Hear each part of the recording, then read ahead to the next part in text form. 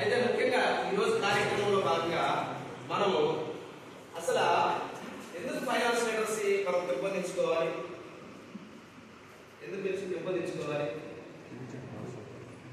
మనం finance literacy తక్కువగా ఉంది.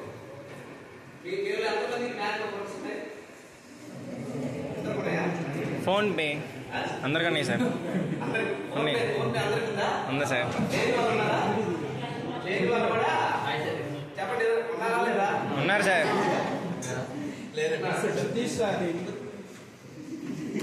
అందరూ కూడా ప్రతి ఒక్కరు కూడా బ్యాంకు ఖాతాని తెరవాలని ఈ యొక్క రిజర్వ్ బ్యాంక్ ఆఫ్ ఇండియా వారి యొక్క ముఖ్య ఉద్దేశం. ప్రతి ఒక్కరు కూడా ఏం చేయాలి? బ్యాంకు ఖాతా అంటే మీరు మీ దగ్గర ఎందుకు వచ్చామంటే, మీరు చదువుకున్న వాళ్ళు గ్రామాల్లో మీ తల్లిదండ్రులు కావచ్చు, మీ తోటి వాళ్ళు కావచ్చు, పక్కింటి వారు కావచ్చు, ఎవరైనా కావచ్చు, వాళ్ళు నిరక్షరాస్యులుగా ఉంటారు. చదువుకున్న వాళ్ళని మనం ఇంకా పర్సంటేజ్ తక్కువగా ఉంటే నిరక్షరాస్యులకు తెలియదు కదా. అందుకనే ఉద్దేశంతో ప్రతి ఒక్కరు కూడా ఏం కలిగి ఉండాలి?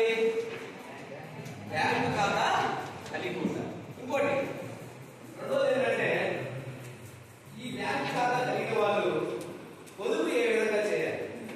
ఏం చేయాలి? ఏ పొదుపు?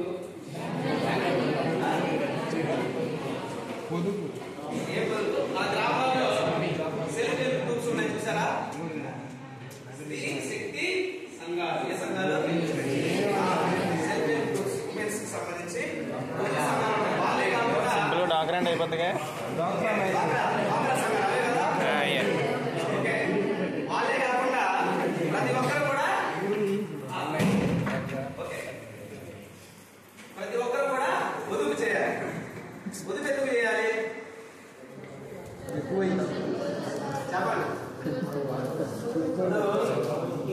మనం కూర్చొని పెద్దోళ్ళు అంటారు సాయంత్రం కూర్చొని తింటే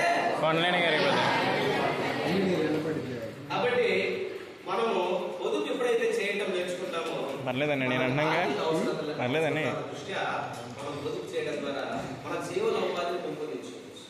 ఉదాహరణకు ఇప్పుడు తల్లిదండ్రులు ఆలోచన చేస్తారు.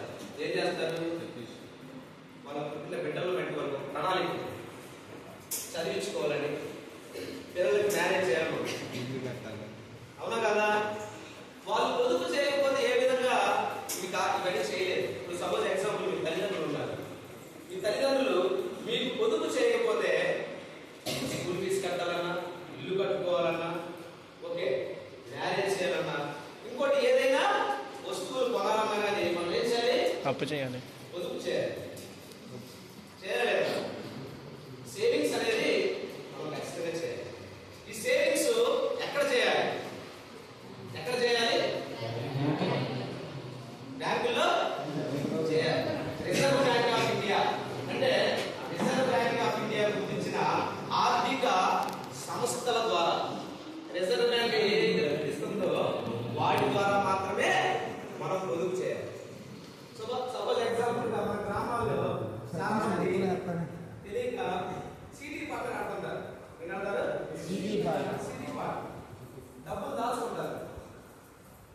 ఓకే తెలుసా? ఎగ్జామ్ లో కూడా పెడతాం సార్. కట్టిన తర్వాత ఆ సీడీ పాట కట్టించుకున్న వ్యక్తి మనకి గ్యారెంటీ ఇవ్వగలరా? పడితే అంటే ఆ డబ్బులు పోతే, దాచుకున్న పోతే, అంత నష్టం. అయితే రిజర్వ్ బ్యాంక్ ఆఫ్ ఇండియా గుర్తించిన సంస్థల ద్వారా మీరు పొదుపు చేయడం ద్వారా మీరు ఏదైతే పొదుపు చేస్తారో గవర్నమెంట్ ఆఫ్ ఇండియా వారి ఆ డబ్బుకి వాళ్ళు అలాంటిగా ఉంటారు. అంటే దివాలా తీయడం అనే కార్యక్రమం అనేది రిజర్వ్ బ్యాంక్ ఆఫ్ ఇండియాలో ఉండదు. ఒకవేళ దివాలా తీస్తే మీకు సపోజ్ ఎగ్జాంపుల్ 5 లక్షల వరకు మీకు అమౌంట్ అనేది ఆర్బీఐ వాళ్ళు తిరిగి చెల్లిస్తారు. అందుకని మనం ఖచ్చితంగా పొదుపు చేయాలి. మన ఆర్థిక అవసరాల దృష్ట్యా చదువుకు అంటే కుటుంబాల వివాహ కార్యక్రమాల గురించి